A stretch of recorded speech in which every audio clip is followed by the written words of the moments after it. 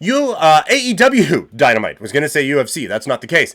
AEW Dynamite going down from a bit of a unique setup out in Cincinnati for what was it? Maximum Carnage. That's what the title of this one was. And like I said, first thing first, this did not feel like a big show from the arena, but it was unique. And that is something we talked about this on the preview show. What does AEW need to do now? This is the Eric Bischoff thing, and I know that he can get a little flack sometimes, but one of the good things that I think he has suggested for a lot of business owners is better than, equal than, less than. Different than, better than, less than.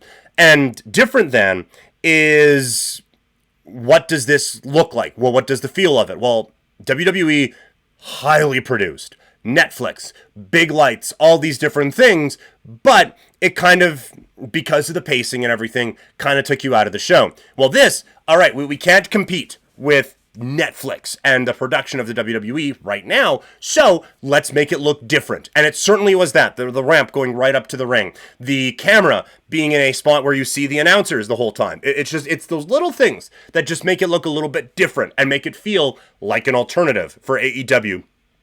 I think that's what they have to do right now, especially with ticket sales being down. This is the way that I think you go about it if you are All Elite Wrestling.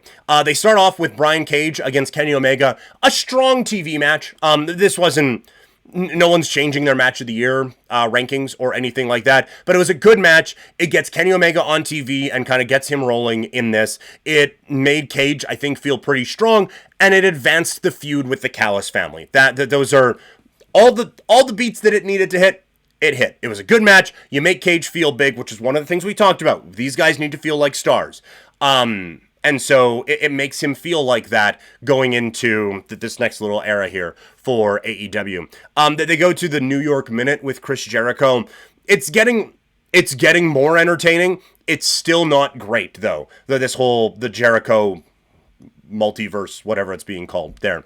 Ricochet comes out. I love this new character from him. The look of it, the feel of it is so different. He feels so serious and just so different in one little swoop. Like, there is like major serial killer vibes going on with that. I think they have done just a chef's kiss, brilliant job of changing the perception of Ricochet very, very quickly. And you forget all about mid-card or whatever guy. He is now a different character because he can't do physically all the stuff that made him him. And also, he was so revolutionary in what he did that a lot of guys took what he did and tried to elevate it now. And so he is not one of one anymore. He has to have a different feel in a different way, and this was a very good way of going about it. And then Swerve's response is perfect. Made him feel like a badass too. So that one hit the beat that it absolutely needed to. And then I really like the Mercedes Mone vignette. That is the type of promo they should be getting with her. The in-ring with the mic in her hand thing, that has not really been clicking in the way that it used to. And it's always been a little clunky with her, but just the swagger and the attitude that she had kind of carried you through it. She kind of lost some of that luster, and so that part is gone. So reestablish that now with her doing media, her buying expensive things, and all of that. The in-ring has been very good. She had a fantastic second half of 2024, and now rounding out the character in this way, I thought was really, really, really smart. It's taken a while, but they are starting to really hit their stride with this Mercedes Mone character. And then we get to the MJF Jeff Jarrett segment, which I thought was good, not great. They're both fine. I mean, they're both good on the microphone. MJF is great, probably the best in the business, and Jeff Jarrett has always been fine. I don't think he's ever been as good as he thinks he is, but he has always been good. The thing that kind of got me, and I think the thing that kind of lost a lot of people here, because they had, like, Jeff Jarrett has done an excellent job of getting this sympathy and building himself up as this veteran going for one last shot here, and they've done a really good job with that. But then in the promo thing, Jeff Jarrett has the line, "I was you before you, and I was better than you at it." And it was at that point the whole crowd was like, "Look, man, we're trying here, but come on, no one here believes that." And that has always been the thing with Jeff Jarrett's career. If Jeff Jarrett, like, he was a very good, like US title, intercontinental title level guy who, yeah, if you wanted to elevate him and give him a title thing every now and then to mix things up a little bit, perfectly fine. But it was just, he was put into a position in WCW where he was the chosen one. And it's the line from the WCW Rise and Fall DVD where it was, broke 1,000 guitars and never drew a dime. That was him, right? Like he is not face of the company guy. So then he creates his own company and he's the king of the mountain and all of that. And it was too much of him. And so it was that moment where it was like, oh, we remember all of those things now and we don't like it. And now we feel less sympathy for you going for your 13th World Heavyweight Championship, and like 4 of those we were okay with you having. So it felt like it was that line that was just, it was the perfect encapsulation of Jeff Jarrett's career. It's like, man, we'll go with you to a point, but then you always take it just a little bit further and put yourself in a tier that you ain't in, and now you've lost all of us there. It was still good, right? Like there's still talented people on the mic, and then the Owen stuff happens. And obviously this is a part of the Jeff Jarrett story, right? Like, at the incredibly tragic pay-per-view, Jeff is the first one on the screen right after it happens. They were teammates and they were tied together at the time that all of that happened. And so there is always going to be this association. And it seems like legitimately, like the best friends things was legitimate, right? Like that feels real. So it is a part of Jeff Jarrett's story.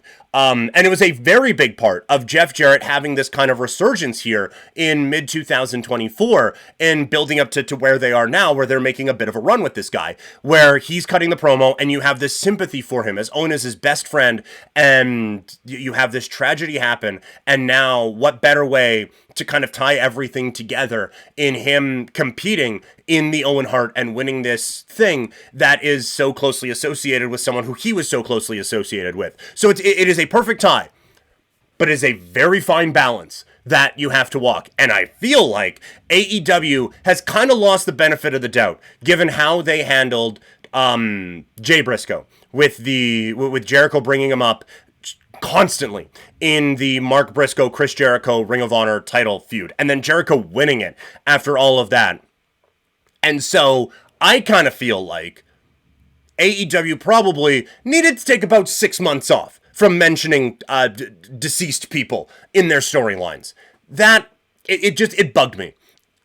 And MJF is always going to be one who goes a step too far, and there's always those sorts of things, and that is always just a part of him. But this is something that is still such a big thing. Like, it was such a tragedy when it happened, and it is always this thing that hangs over all of wrestling, really. And so now, to be calling on that as part of this storyline, like, that part feels untouchable to me. And maybe this is just me being the snowflake whatever guy, but I just feel like you can do MJF against Jeff Jarrett very easily without having to invoke Owen every single week in this thing. And so if this was a one-off, it was a line in a promo, fine, I will get over it. If this ends up being the real crux of this storyline, I hate that.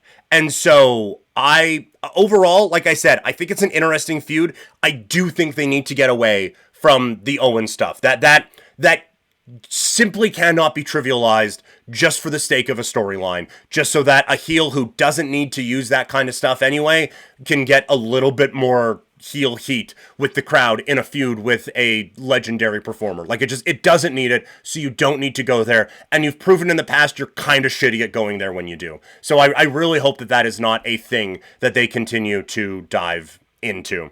Moving away from that, I like how they spun off the different feuds from the men's casino battle royal gauntlet thingy. They they go from one guy to the other, to the other, to the other, and they all have legitimate beef with each other. And so AEW, they are pretty good at, these guys are all associated with this, and they got a bunch of different things going on, and so at any different time, you can have a rivalry with something. The problem is they're not awesome at finishing those, or explaining them later, or all of it, and it's just, oh, well, these guys had a history a year and a half ago, oh my god, and they're back now. So that part needs to tighten up a little bit, but I do like how they used this big thing to kind of connect a lot of dots and really set themselves up here for the first part of 2025. The one I didn't like was Roddy and Jay White. Roderick Strong, you're just still trying to get him over as a babyface a little bit. And Jay White is a babyface, we think. They've both been bordering on tweener stuff, but Jay White is fully in the babyface thing now. So don't confuse it. Just go with that. White then calls out Wheeler Yuta. That works perfectly. Roll with that one. Totally fine. We go into the women's casino gauntlet. You start off with Jamie Hayter and Chris Statlander. Good action right away. Megan Bayne comes out, and she looks like a goddamn superstar. I think it's a real interesting addition. If she's going to be here for a few months, I think that makes a ton of sense. She has an unbelievable character. I really like what she can do in Stardom. And she came out and felt like a big deal immediately. So I really enjoyed that. Statlander and Willow smiling at each other and then doing the rivalry thing. Fucking hated that. That was one of the best feuds of 2024 last year. They absolutely ruined it with Statlander turning babyface immediately. And now, oh, hey, we're smiling. Yeah, I know. I basically did everything but tase you when we had our feud. But you know what? Smiling away now. And just pretending that this whole actually good storyline thing didn't happen bugged me. Toni Storm eventually gets the win. Now, I mistakenly thought that there was a thing where Toni Storm is doing this rookie thing, and so she's like, oh no, I don't deserve this opportunity. I'm not gonna go for that. And so I didn't pick her in the, oh well, maybe you can have something unique set up here. It makes all the sense in the world. That the second she was in, it was like, okay, well, this makes sense. She has to win. It's going to be in Australia, and I think you can kind of, that story is there. Right? And now building it up to Australia, I am so interested to see where this goes. And now again, I think you have a few people coming out of this one feeling like a little bit bigger deals than they did coming in. Off to the main event. It is Jon Moxley taking on Powerhouse Hobbs for the title. This was good. The crowd got behind Hobbs at times, which is tough because Mox is from Cincinnati. But the crowd made Hobbs feel like kind of a big deal. And then Moxley ends up getting the win after a couple times where it's like, okay, this is where Hobbs is going to go down. It made Hobbs feel big. And so again, the overall point, I thought, of this particular episode of Dynamite was to make Hobbs and Cage feel like they can be main eventers. And I think you accomplished that with both of them, quite frankly. Seems like they're taking Hobbs out for a little bit. They do the chair on the leg thing and then the stompy stomp. And so out he goes, which sucks because Hobbs kind of just came back. So it's been very stop and start with him. I would like to see a more consistent presence with him going forward here. But the overall path is Moxley against Copeland. And so Cope comes out after and runs him off. It was too late, but that is kind of the overall build there. Overall, this was a good show. Also, I forgot to mention before, the Christian Hook thing.